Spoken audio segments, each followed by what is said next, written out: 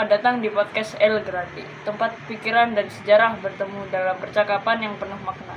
Episode kali ini akan membawa kita menyelami dunia filsafat yang penuh dengan ide, perdebatan, dan pertarungan intelektual lintas zaman. Ibnu Rushd, filsuf agung dari dunia Islam, melawan para raksasa pemikiran Yunani seperti Plato dan Aristoteles.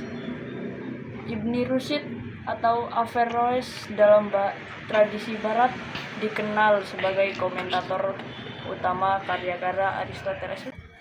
Namun ia bukan sekedar pengagum, ia adalah penafsir, pengkritik, dan bahkan pembaru. Apakah Ibnu Rushd hanya penerus kejayaan filsafat Yunani, atau justru ia melampaui mereka dalam mengintegrasikan akal dan iman?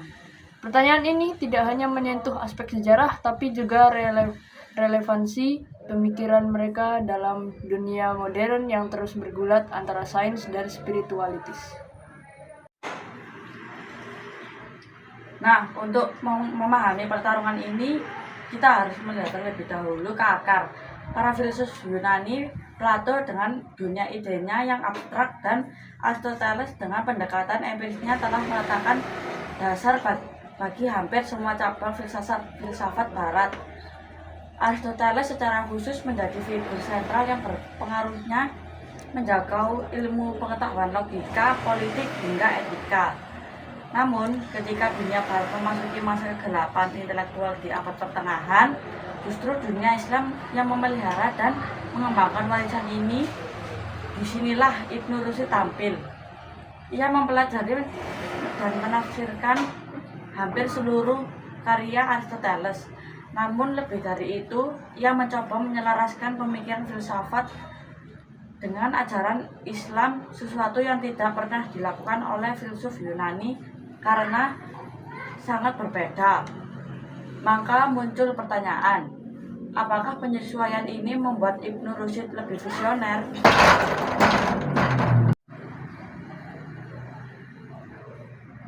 Berbagai konteks budaya dan agama.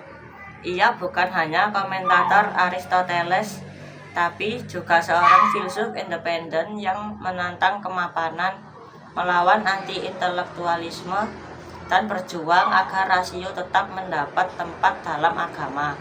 Di satu sisi, Plato dan Aristoteles adalah akar dari pohon filsafat. Di sisi lain, Ibnu Rushd adalah cabang kuat yang tumbuh di akar itu dan menjangkau langit baru. Pertarungan melainkan sebagai yang terpenting.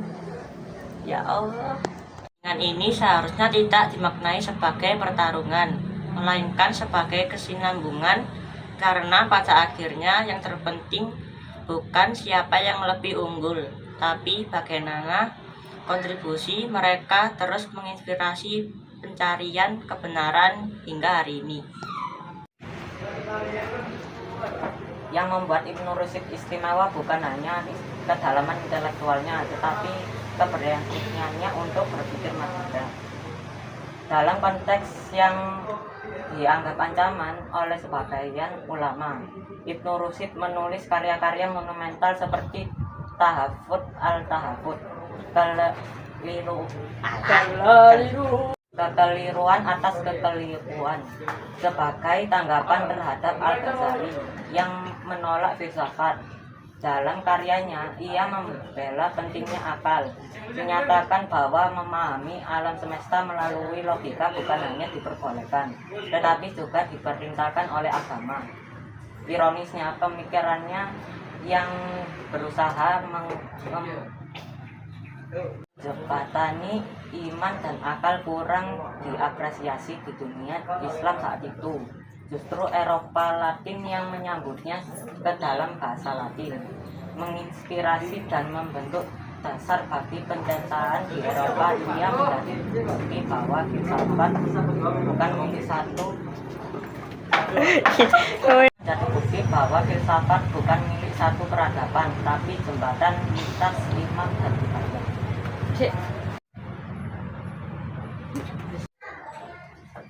Sekian episode kali ini.